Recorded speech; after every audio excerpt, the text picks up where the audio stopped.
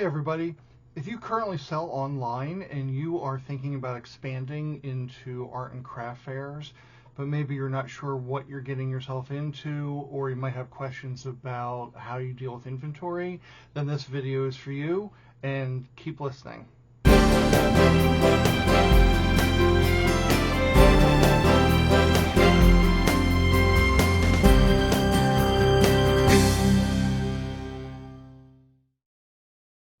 Hey everybody, Bill here from the Craft Fair Insider, and welcome to another video.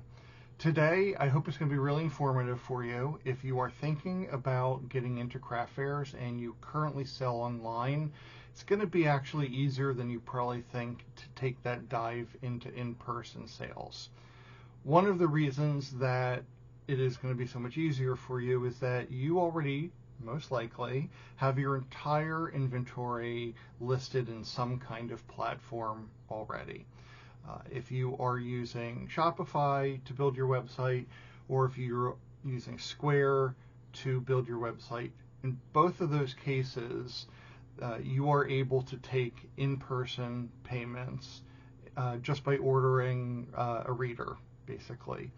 So whatever you have turned on as far as payments for your Shopify or your Square site would be, credit cards, debit cards, Google Pay, Apple Pay. I know recently Square stopped supporting PayPal for their payments, unfortunately, but you'll be able to take all of that in person.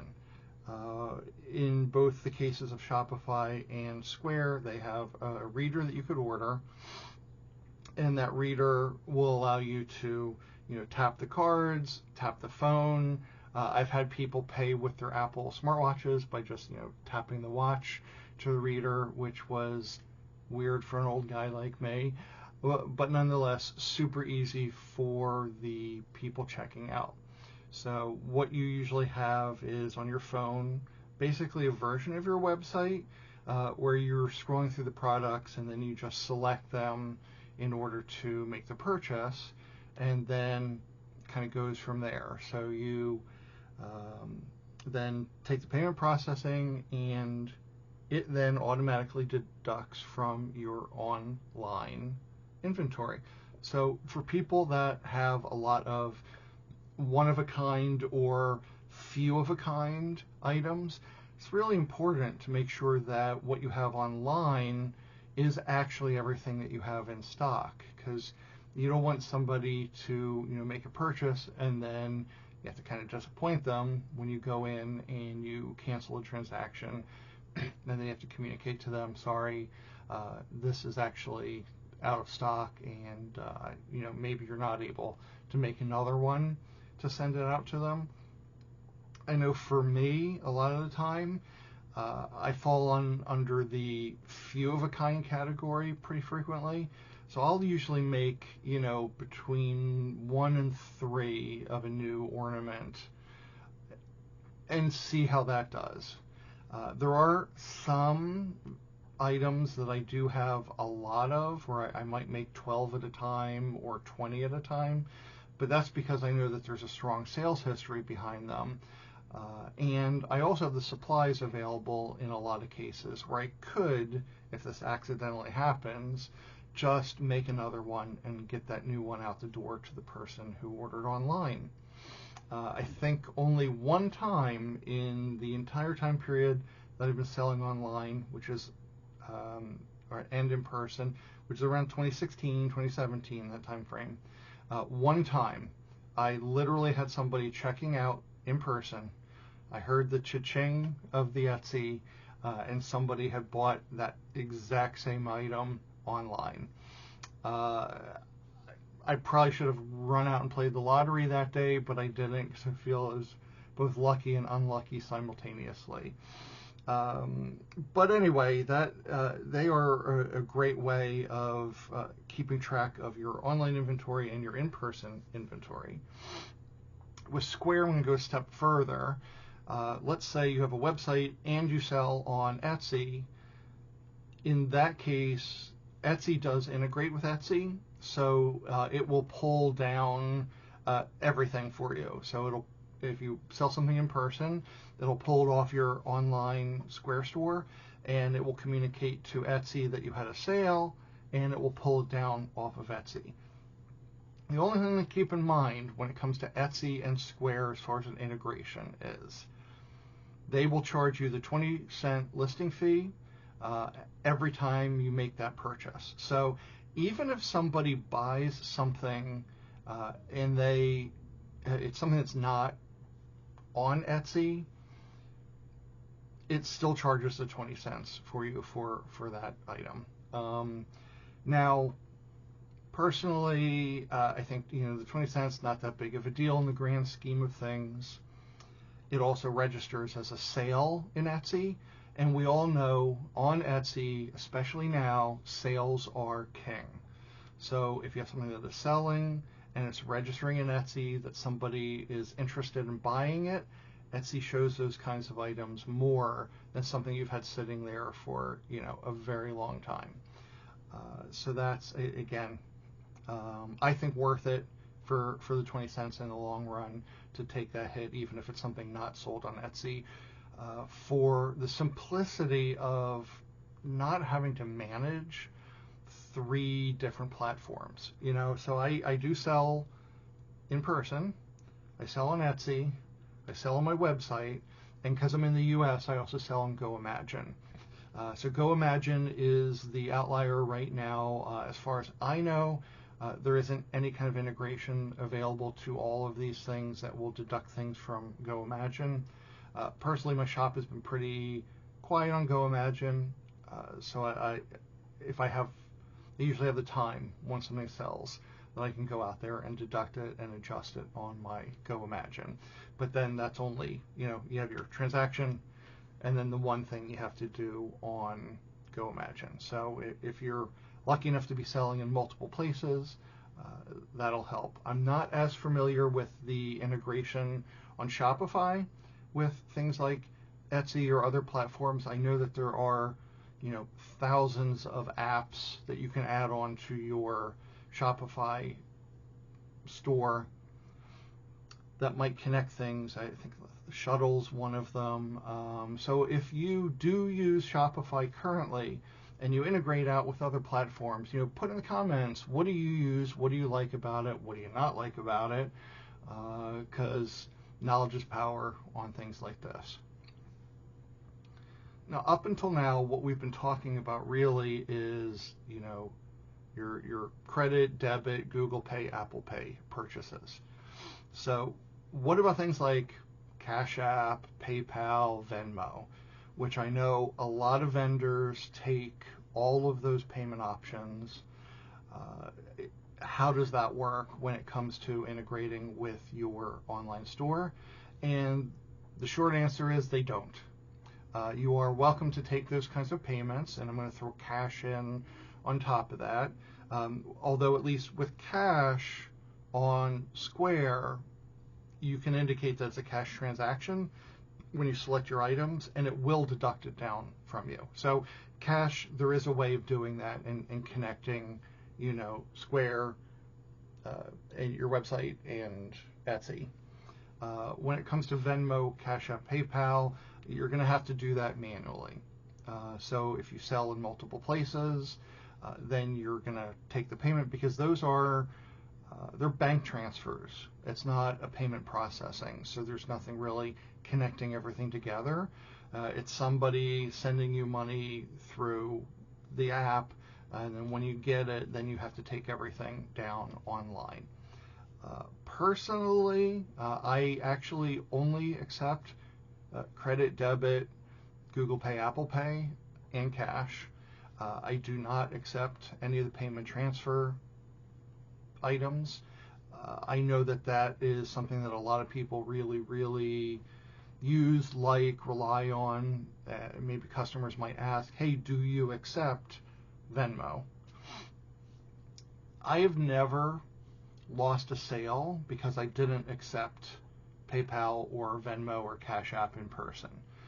What I usually will say is I don't, but I do take, list out all those things again. and inevitably they will be able to pay in some way, shape, or form. Most of the people that are using Venmo or Cash App, since they're doing that through their phones anyway, they usually have Google Pay or Apple Pay also on their phones, and they just use that, so they pull up their card and then they do the tap to pay through your reader. So I think ultimately, a lot of times it's just me at a craft fair, so dealing with customers and dealing with the transactions, I don't want to get overwhelmed with things or forget to take something down online. So that's why I rely on the credit cards there. And like I said, for me personally, haven't lost a sale yet for that. The other thing you have to be careful for is, on things like PayPal and I think even Venmo, the person who's sending you money dictates the type of transaction it is. So if they're using, I think it's called different things on different apps, but are you reimbursing somebody like a friends and family, and you're just giving them money? Like, we went out to dinner, I didn't have cash on me, so here's $40 for dinner. That's one thing. If you have a business, you're not supposed to be having money sent that way. If you are a business, and if you are selling at a craft fair, you are a business, then you do need to have a business account, and you need to make sure that they are sending you the money as a business, as a payment for services. If any of those apps find out that you are running a business, but using the friends and family or reimbursement type, non-fee related money sending, then you do run the risk that they can completely shut down your account. And it's tied to your phone number, so it's not like you're going to get it back necessarily. And they could potentially withhold payments from you. So, I'm always ultra conservative in these kinds of things. I'm like a good little boy who plays by the rules, as mostly. And so I just don't even want to deal with that, especially if it's something that's in somebody else's control. Not comfortable with that one. One thing about the Square readers too is, and I believe the Shopify one is just the tap to pay, but when you sign up for Square, they will send you a free magnetic reader. To me, throw that thing out. A lot of reasons. Some cards now don't even have magnetic stripe readers anymore. It's also the absolute, well, not the least secure. The least secure is somebody telling you, here's my credit card number, and you type it in. So you're going to have a higher fee for that transaction, and it also, could be potentially fraudulent transaction. The next one up from that is the swipe reader, the magnetic reader. Those magnetic stripes can certainly be faked, so you're a lot more prone to fraud there. Personally, whenever possible, I ask people to insert the card into the chip readers. That way the card's talking to the reader's talking to the card, it knows it's in there, and it's the more secure transaction. If it's something like somebody paying with Google Pay or Apple Pay and they're tapping their watch or their phone, or just tapping the credit card, that's your fastest transaction. It'll get people in and out, and it's also more secure than the other ways. So you want to make sure if you're ordering a reader that you want to get for Square, second generation tap payment. And I will put a link to both the Shopify reader and the Square readers in the description here if you're interested in them. They are going to be my affiliate links, so I might get a little, couple cents if you do get one through them. On top of that, the Square reader, I'm also overly cautious. I ordered a dock for the reader. So it's a little chunky thing, and that has a USB cord connected to it. So you put the reader in the dock, and then you plug the dock into USB. So I have my Jackery power station at all times. I have my phone plugged in, so it's always at 100%. I have the reader plugged in, so it's always at 100%, as well as my lights and my rotating displays and things like that. So having that all plugged in, I think is helpful, but it's really important that you get the tap reader, the chip-enabled reader, if you're going to be accepting credit cards in person. Now, there's some other things to think about, aside from those kind of logistics. If you're thinking about getting into craft fairs, now you're going to have to start thinking about booth setup. And that is everything from tents to tables to tablecloths, signage. There's a lot that goes into the actual look of your booth. I will say, at craftfairinsider.com, the link is in the description there. I do have an article that is some of the foundational items you might want to think about getting for a booth setup. That's all going to depend if you're mostly indoors or outdoors. There's some advice on which tables to get.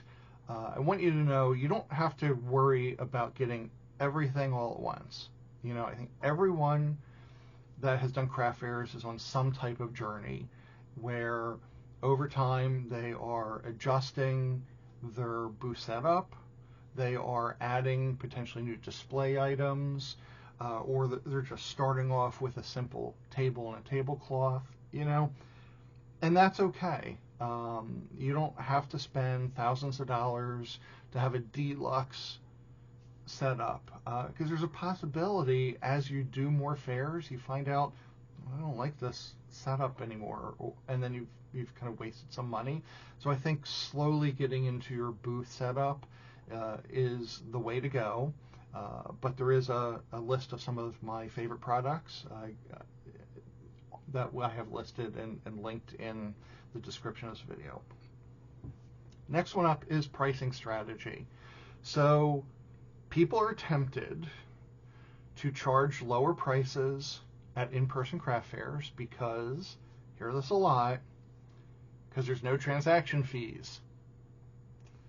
Okay, true, there are no transaction fees, but you have a lot of money that is going into you being at that craft fair. First of all, you have your booth fee, so the amount of money you're spending to be able to vend at that event. Now, they can be as low as $30, they could be $100, they can be a couple thousand if you have your big expos and your multi-day, long weekend or week-long events, right? There's a vast array of dollar amounts. Think of those as your transaction fee.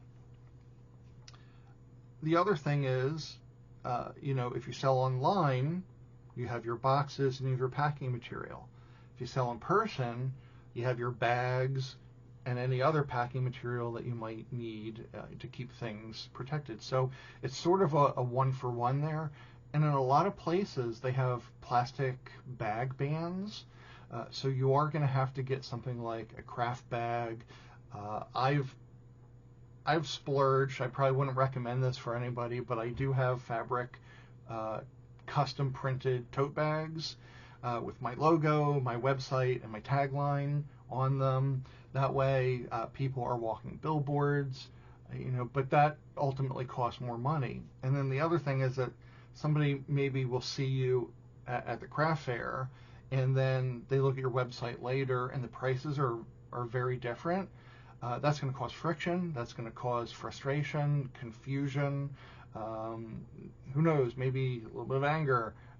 That why is it so much less there? Now I'm not going to buy from them online because they're ripping me off, or whatever people might be thinking when they see your prices. So to me, I think keep your prices the same that you have in person, that you have on your existing website already, and then you also don't have to worry about, well, how much is this based on where I am, and carry the one, you know what I'm saying. Now, another element here is going to be sales tax. So this will be, I am not a tax professional, So consult a tax professional for specifics for the state that you are in. My guess will be if you have your online store and you have items that are taxable, you're already set up to, receive the taxes as part of the transaction for your website. If you are on a marketplace like Etsy or GoImagine, then you don't have to worry about that because those platforms perform the service for you of collecting the tax and paying it to each of the states that you need to.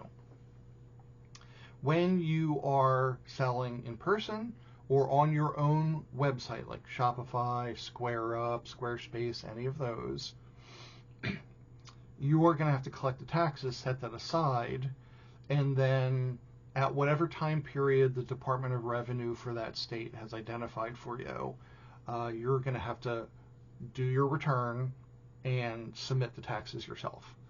So you may be doing this already and you're like, or just adding on the craft fairs, no big deal. And that's great. You can pay quarterly, twice a year, once a year. It's all going to be dictated by state to state.